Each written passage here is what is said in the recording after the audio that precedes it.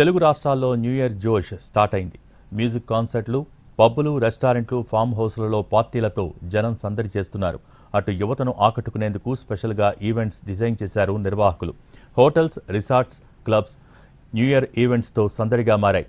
కొత్త సంవత్సర వేడుకల్లో ప్రజలు మునిగి తేలుతున్నారు.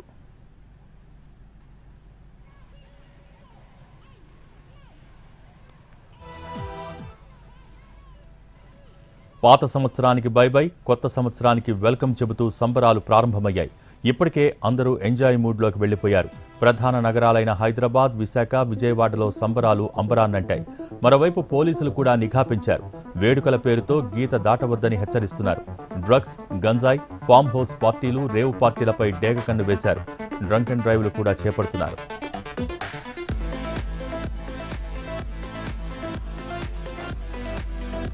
హైదరాబాద్ శివారు ప్రాంతాల్లోని రిసార్ట్స్, ఫామ్ హౌస్లపై ఫోకస్ పెట్టారు పోలీసులు. అనుమతులు లేకుండా ఈవెంట్స్ నిర్వహిస్తే చర్యలు తీసుకుంటామని హెచ్చరించారు. ఇక పార్టీల్లో డ్రగ్స్ దొరికితే లైసెన్సులు కూడా రద్దు చేస్తామని వార్నింగ్ ఇచ్చారు.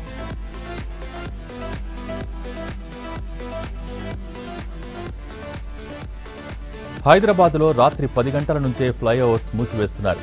రోడ్ల పక్కన సంబరాల పేరుతో ఓవర్ యాక్షన్ చేస్తే తాట తీస్తామని హెచ్చరిస్తున్నారు పోలీసులు. హైదరాబాద్లో ఇప్పటికే పలు పబ్స్పై నిషేధం విధించారు. అలాగే తాగి వాహనాలు నడిపితే యాక్షన్ సీరియస్గా ఉంటుందని వార్నింగ్ ఇస్తున్నారు.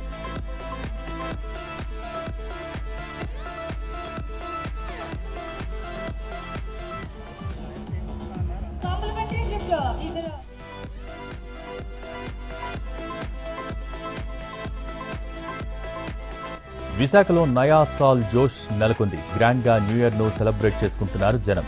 సెలబ్రిటీల ఈవెంట్లు, థీమ్ ఓరియంటెడ్ పార్టీలు, టాప్ డీజే ప్లేయర్స్ తో కొత్త సంవత్సర వేడుకలు కలర్ఫుల్ గా మారాయి.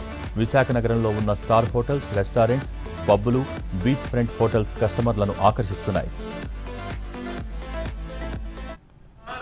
అయితే న్యూ ఇయర్ సెలబ్రేషన్స్ పై పోలీస్ శాఖతో పాటు ఎక్సైజ్ శాఖ కూడా నిఘా పెంచింది.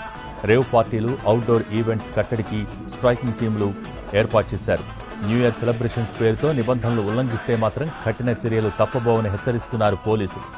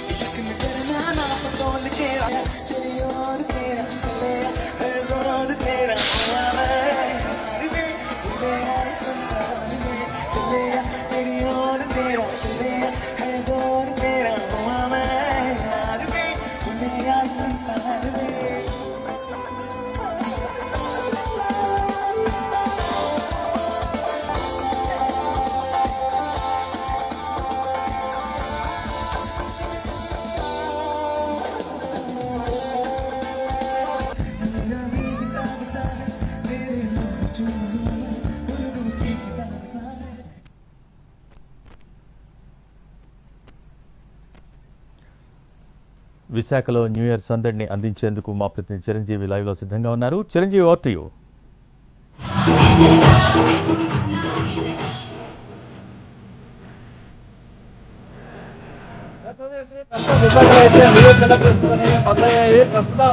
మన విశాఖలో అయితే న్యూ ఇయర్ సెలబ్రేషన్ ఏ విధంగా మొత్తం అంతా కూడా యూత్ కూడా పబ్బాలు తెలిసి బాగా అలవాటుపడి ఇదంతా కూడా ఆ న్యూ ఇయర్ సెలబ్రేషన్ అయితే మొత్తం చేస్తున్నారు. ప్రస్తుతం మన ఆర్కిటెక్ట్లో ఫస్ట్ కన్వెన్షన్ ఏర్పాటు చేసినటువంటి హోటల్లో ఉన్నాం.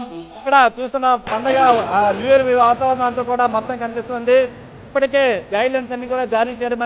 మరోవైపు ఈవెంట్ ఆర్గనైజర్లు ఎంతో ప్రతిష్టాత్మకంగా తీసుకొని ఇతర రాష్ట్రాల నుండి వచ్చేటువంటి టూరిస్టులు కూడా ఇక్కడ తీసుకురావడం జరిగింది. వాళ్ళందరికీ కూడా ప్రత్యేకమైనటువంటి ప్యాకేజీని అందిస్తున్నారు. ప్రస్తుతం అంతా మాట్లాడడానికి ఈవెంట్ ఆర్గనైజర్ సురేష్ గారు ఉన్నారు. ఎంతో మాట్లాడుతున్నాం.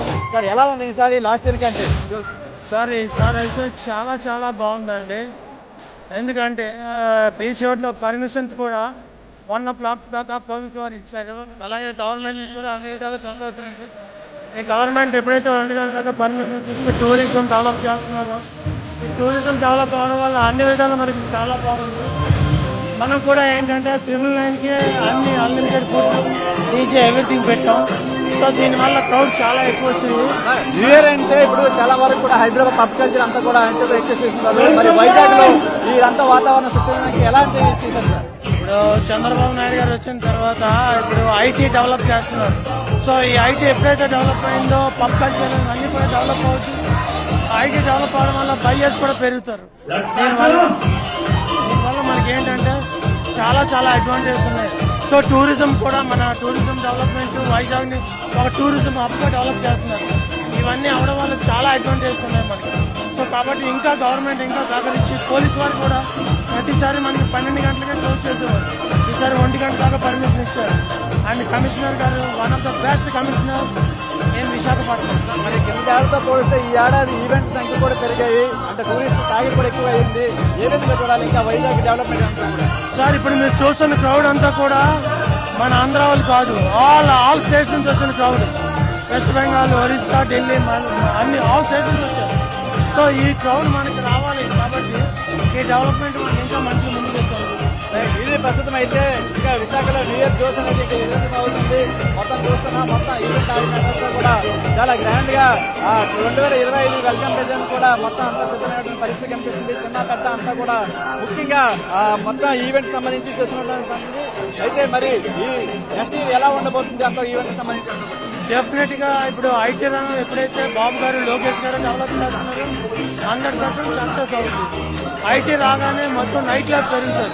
సో బయ్యర్స్ కూడా కెపాసిటీ పెరుగుతుంది. విశాఖలో అయితే నయా జోస్ కొనసాగుతుంది. మరి కాసేపట్లో 2025కి వెల్కమ్ చెప్పిన కూడా మొత్తం నగర వాసులంతా కూడా సిద్ధమైన పరిస్థితి.